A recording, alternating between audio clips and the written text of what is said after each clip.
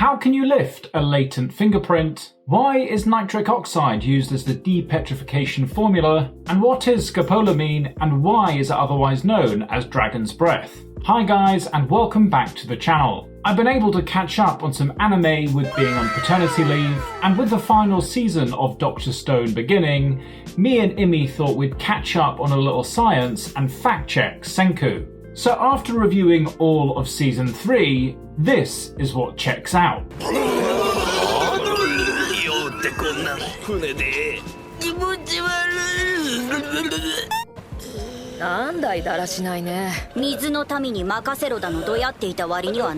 Yeah, so seasickness is a form of motion sickness, and it's actually pretty common, occurring in about 20 to 30% of all people.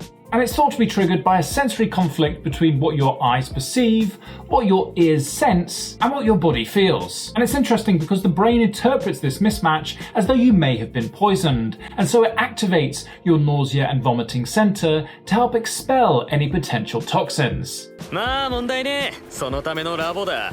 酔い止めならスコポラミンとかその辺で自律神経に抑制かけんのが手っ取り早い。朝鮮朝顔を使って。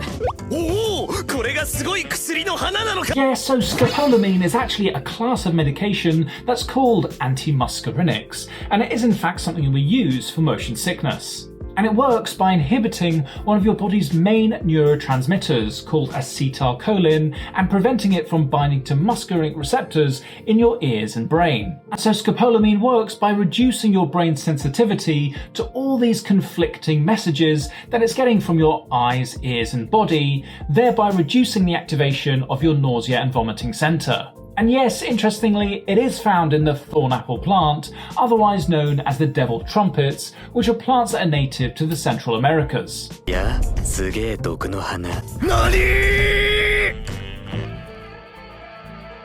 油に溶けるもんと水に溶けるもんに分けて薬効成分だけ抽出すんだよ。Yeah, so the process that Senku's demonstrating here is basically a simplified method of extracting active ingredients from plant life. But an example that chemistry students might be more familiar with is that of the extraction of aspirin from the willow bark of willow trees. And it's actually pretty cool because some of the equipment that Senku's seen using here would actually look quite familiar and fairly accurate to what chemistry students might be using in this process. 超微量なら薬になる。適当に扱ったらマジ死ぬ花だからな。触んじゃねえぞ。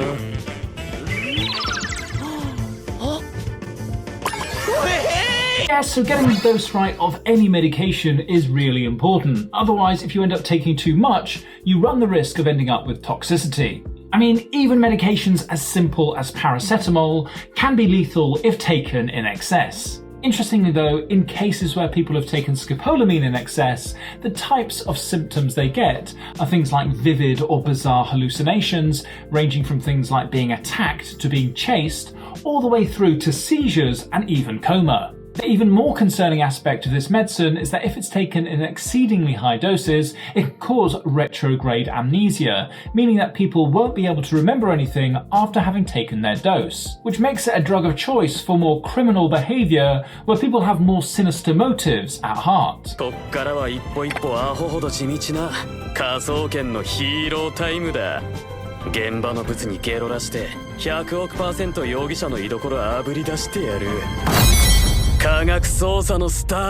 Yes, so forensic science is a really important field, but some people often make the mistake of thinking they're doctors. The difference being that to become a doctor, you study a medical degree, whereas to become a forensic scientist, you have to do a degree in one of the core sciences before subspecializing in forensic science. Also, doctors deal with diagnosing, treating, and investigating living patients, whereas forensic scientists focus on analysing evidence for criminal investigations. Hope that clears things up. シアノアクリレートな。こいつを火にかけて湧いてきたら熱で貝に吹きつけてブラックライトで照らしゃ証拠が光って浮かんでくる。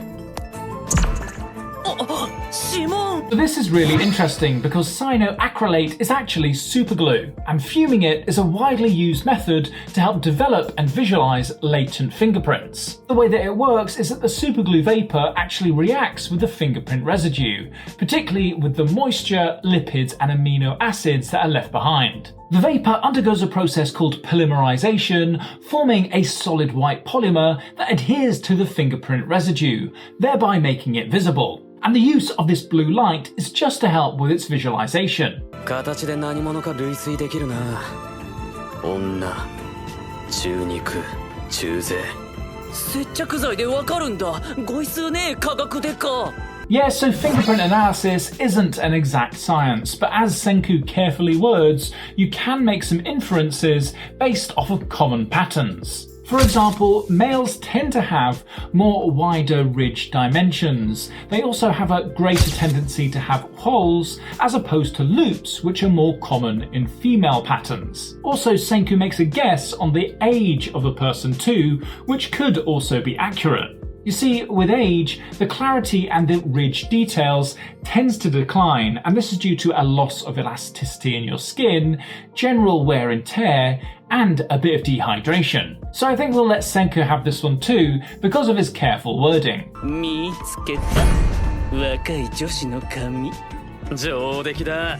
そしてこれを遠心分離機にかける。遠心分離機そんなものどこにここに So yeah, a centrifuge is basically a really powerful tool that helps to separate substances based on their density by spinning them at exceedingly high speeds. But unlike in this scene, I've never actually seen a human capable of doing this. And basically the way that it works is the faster it spins, the greater the force it generates, forcing the heavier or denser substances to go to the bottom of the tube, leaving the lighter things at the top. Now we can actually use this understanding of centrifuge force in medicine to help with a number of processes, ranging from things like analysing blood tests all the way through to creating treatments, such as platelet-rich plasma.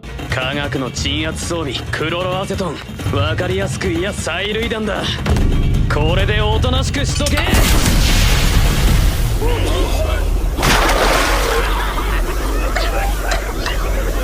Yeah, so chloroacetone was used as tear gas in World War I. It's actually a colourless, pungent, volatile liquid at room temperature, meaning that it evaporates quickly when released into the air.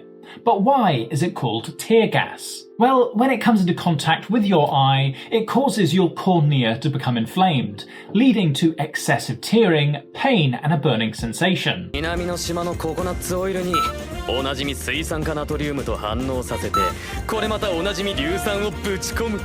塩と油混ぜてとろみが出たら完成だ。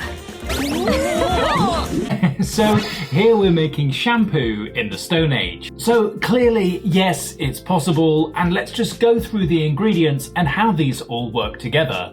So firstly, you've got the coconut oil, which works as a moisturizer. The sodium hydroxide is what we'd call a strong base, and it's normally used in the soap making process. It basically reacts with various oils to create soap in a process known as saponification. But the problem with sodium hydroxide is that it can make the shampoo a little too alkaline. And I guess that's why the next ingredient is sulfuric acid, to help balance out the pH of the product and bring it back more into a neutral range. And then we've got the salt, which is commonly found in shampoos and is used as a thickening agent. And finally, we have the oils, which act as a conditioner. それの白いバージョンが絹雲母。こっちの赤いのと黄色いのは拾ってきたベンガラっつう石。酸化鉄だな。こいつらを細かくしてココナッツオイルに混ぜりゃ完成だ。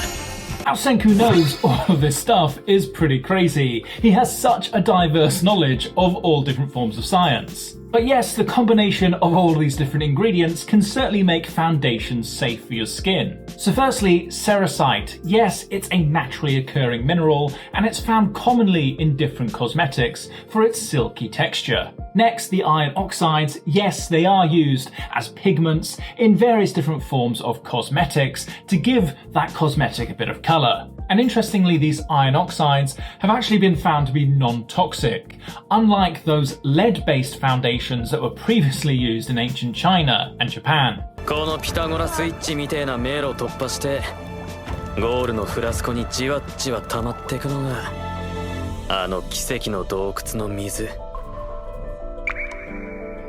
称賛だ。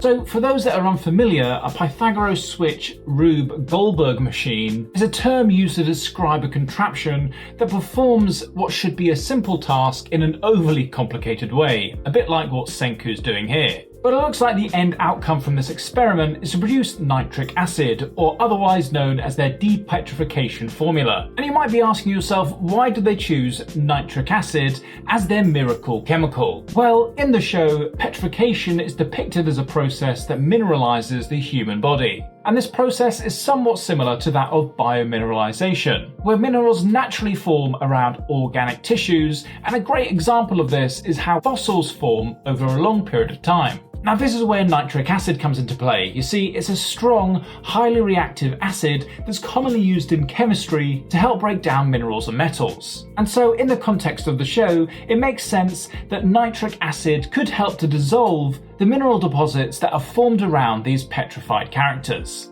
酸素ボンベを作る。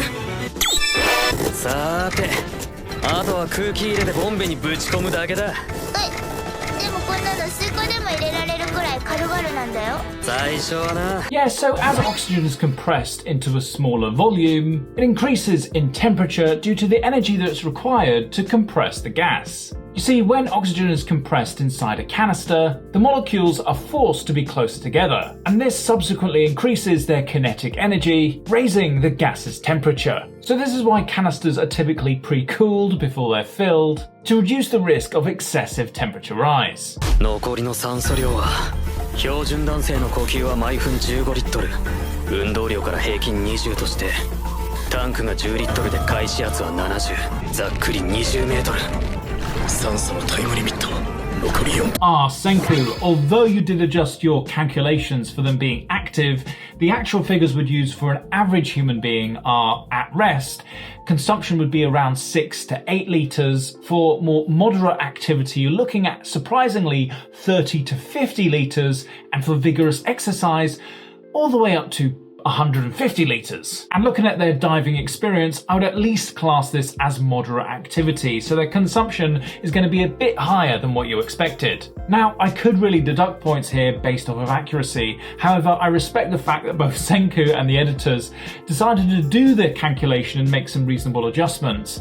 We'll make the argument here that the physiology of these characters might be a little bit different from the normal human being. じゃあ OK、 パシャッとね。てかなんか逆にめっちゃ体調いいんだけど足。何これ。ああ、修復されたんじゃねえのか。関節炎とかその手の GGRR がよ。So Senku suggests that the petrification might have healed this man's arthritis. But how might this be explained? Well, let's start by first acknowledging that petrification is of course a fictional process, but it works theoretically by stopping the degradation of biological tissues. And so if this was applied to conditions like arthritis, it might halt the degradation of your joint tissue, giving your joints time to regenerate both bone and cartilage. Now, if only I could get hold of one of those petrification devices, it would certainly help with some of my patients. 中身は酢酸エチル、虫に嗅がして昆虫標本作ったりするのに使うもんだが、酒と酢におなじみ硫酸一滴垂らしゃ出来上がりだ。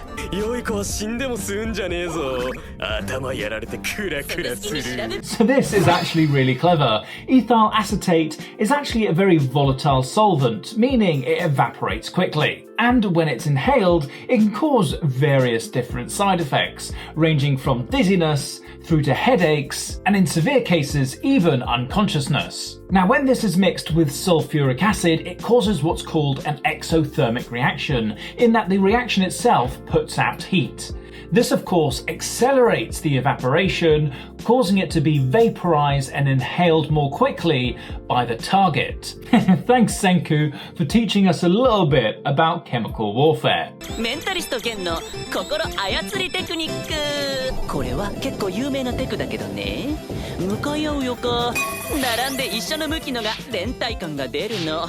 テーブルよりカウンターに並べってのはそういうこと。 Yes, so proxemics is actually the study of how people use space in social interactions. And basically, it's known that the relative position of two different individuals can impact the perception of closeness, collaboration, and solidarity between the two of them. Why not try it out the next time you're trying to convince someone of your point of view, or also try using it to help diffuse an argument? ならあらかじめ復活液に指でも突っ込んどく。その場合一旦全部石化した後でワンテンポ待ってからご都合よく解除かかってくれんのか、それとも液が石化自体を阻害すんのか。 Yeah, so clearly here Senku's facing his biggest predicament yet. He's having to plan a way of unpetrifying his body without having a true understanding of the science behind how the petrification process works. But like a true scientist, he goes through all the potential outcomes before deciding on a plan that's most likely gonna work. 早すぎりゃ石化前にかかる。遅すぎりゃ投げる前に固まる。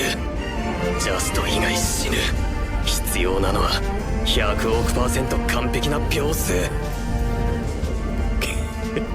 I have to say, this is probably my favourite part of this season, where Senku's been backed into a corner, only having himself to rely upon to get himself out. I'd thought there'd been no way for him to throw up that nitric acid for it to fall on his body at the exact moment. But I'd forgotten that he was the only character who was able to count the total time that he'd been initially petrified, so really, he's probably the only character who could carry out this feat. おうセンク一人でこっそり何してやがる。超絶そそるクラフトだ。なんだこりゃ。ゼオライトっつってな、乾燥剤みたいなもんだ。So yes, zeolite is a desiccant, which basically means that it helps to induce a state of dryness, which might explain why Senku is so shriveled up here. And areas where you might see this being used are things in like refrigerators or air conditioning units. But the way that I know about it is that it has antibacterial properties, and so it's sometimes used in dressings to help reduce the risk of infections. What Senku's wanting it for, I'm not quite sure. 1メーター1セカンド。